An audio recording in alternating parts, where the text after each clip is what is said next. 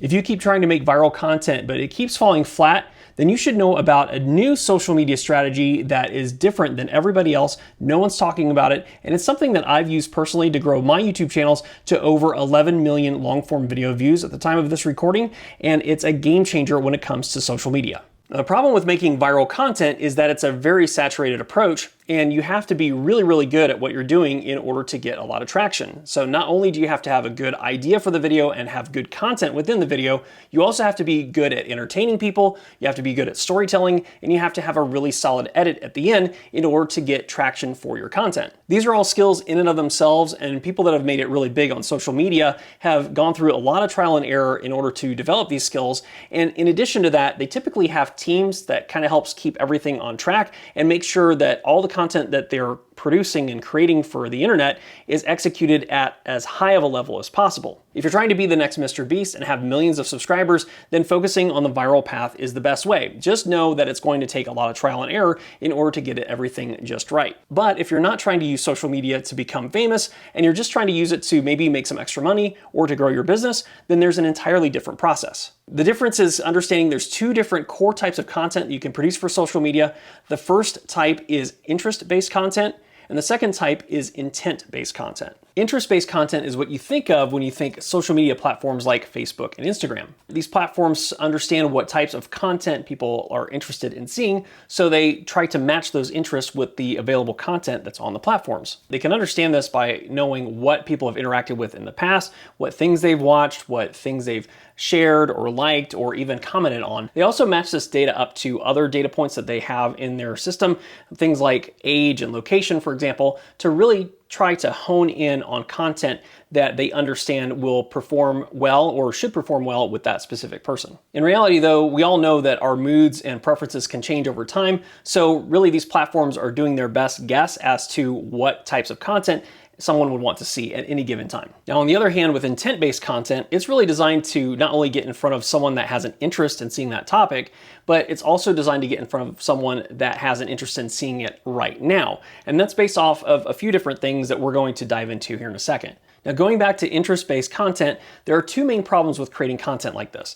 The first one is that pretty much everybody on the platforms are trying to make content like this because everyone wants millions of followers and millions of views on their content. Everything from people doing unbelievable and completely unrealistic things to the latest cat videos, all of these different types of content are competing for eyeballs, so to speak, on that social media platform. And that can be one of the biggest reasons why it's really hard for a new creator or someone that has a new social media channel to get a lot of traction, especially in the beginning. And to make matters worse, if you're simply trying to use social media to either make more money online or to grow your business, it can feel like you're fighting a losing battle because everyone that you're trying to reach is constantly being bombarded and distracted by all of these videos that match their interests. The second biggest problem when it comes to interest-based content is that while these platforms might have an understanding of what types of content someone's interested in, they don't necessarily know if it's the right time to show this person that content. They just have to base it off of previous history and examples of what someone has done in the past.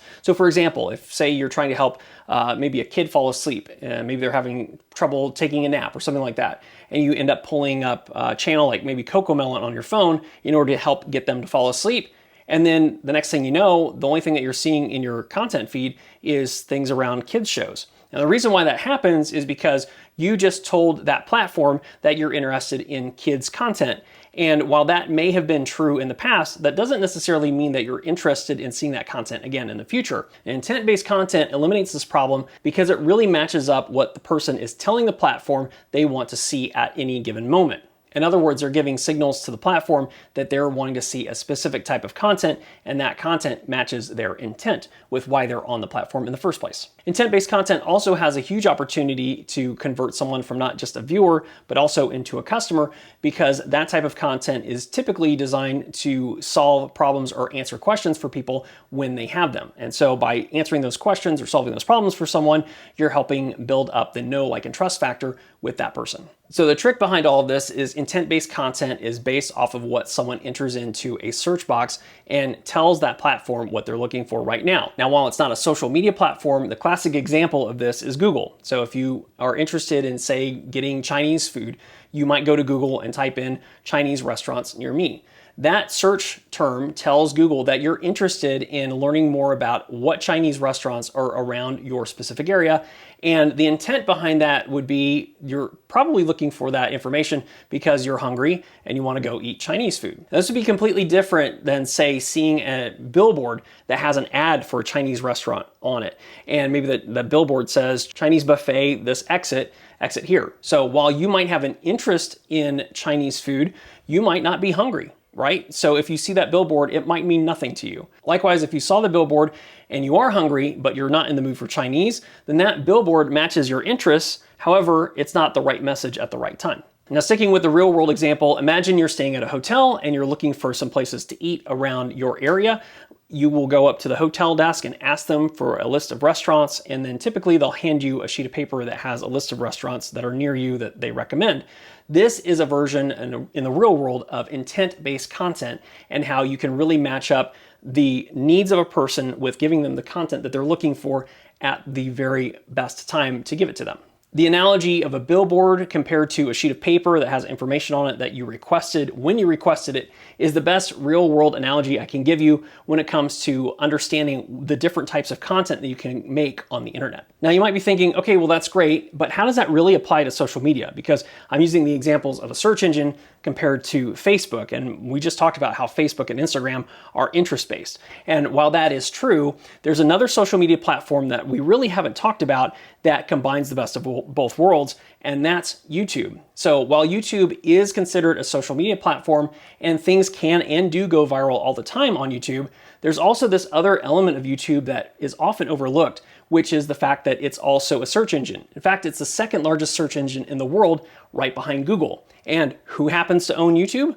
Google themselves. So this is a very, very big opportunity that's being missed by a lot of people.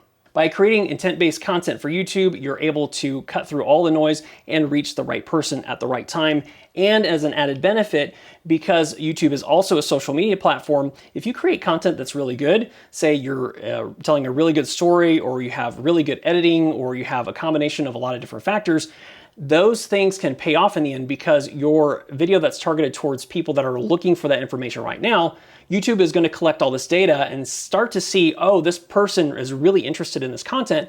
I know other people that have an interest in this type of content as well. They might not be looking for it right now, but I'm going to put this video in front of that person too and see if they're going to watch it. So really you have the best of both worlds when it comes to using YouTube as your social media platform of choice.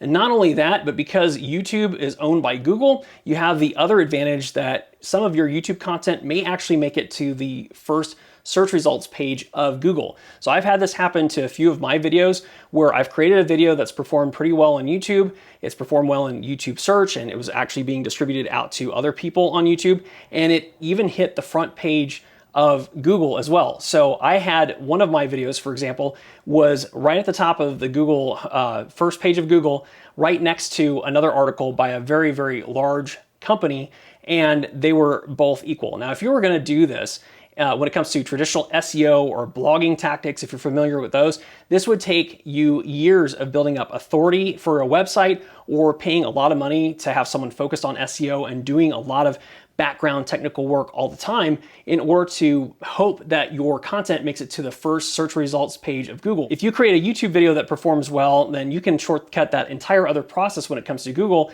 and have the added benefit of getting additional traffic from Google as well. So really the key benefits when it comes to creating YouTube content are there's a lot lower competition. You can get your content in front of the right person at the right time. The content can still go viral, especially when all the different conditions are met. And it doesn't have this go viral and vanish effect like other social media platforms. So for example, if you create something on Instagram that can go viral, that's fantastic. But at the same time, you're only going to get so much juice out of that, and then you're going to have to try and do it again. So with content on YouTube, it doesn't have to work like that.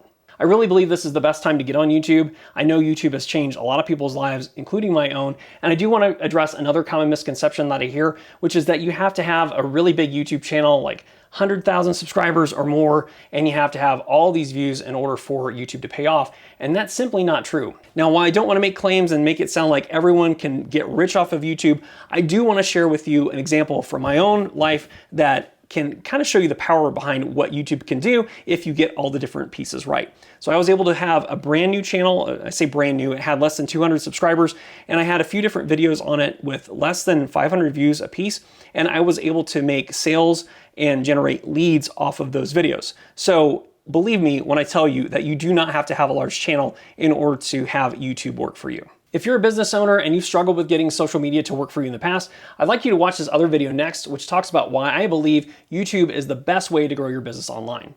Otherwise, I want to say thanks for watching this video. Please hit the like button if you found this helpful in any way, and I will see you in the next video.